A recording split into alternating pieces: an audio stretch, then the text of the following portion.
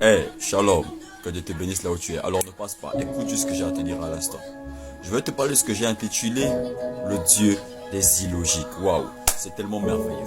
La Bible nous parle dans les livre de 1 Corinthiens chapitre 1 à partir du verset 27 que Dieu choisit les choses folles pour confondre les sages et Dieu choisit les choses faibles pour confondre les hommes forts. Regarde, j'aimerais te parler d'un homme appelé Abraham. La Bible déclare que Dieu dit à Abraham: quitte le pays de ton père, quitte la terre de ton père, va vers un pays, je te montrerai. Ce qui me choque dedans, c'est que Abraham ne manquait pas de terre. Abraham avait toute la terre nécessaire pour qu'il puisse s'épanouir et qu'il puisse tout simplement être riche.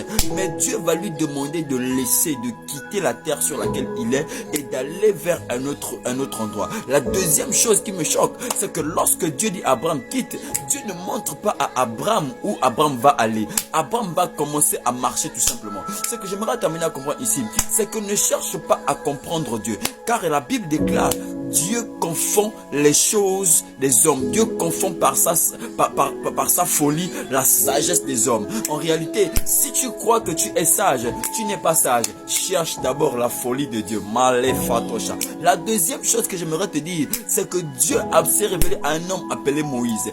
Moïse qui a grandi auprès des magiciens, qui a été élevé dans la magie.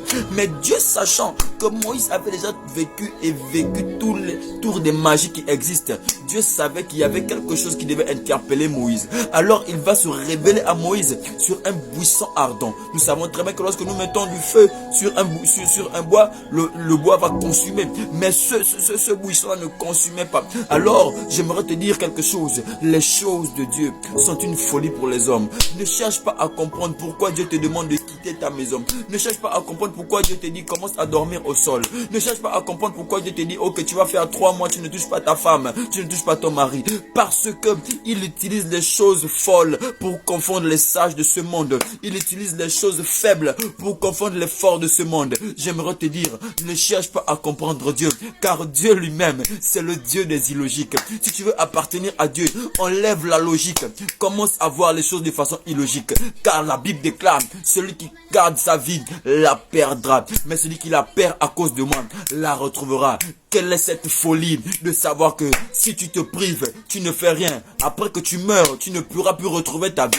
Mais quelque chose t'amène à comprendre que si tu donnes ta vie à son service, lorsque tu mourras, tu la retrouveras encore dans l'au-delà. J'aimerais t'amener à comprendre. Ne cherche pas à comprendre Dieu, parce que Dieu, c'est le Dieu des illogiques.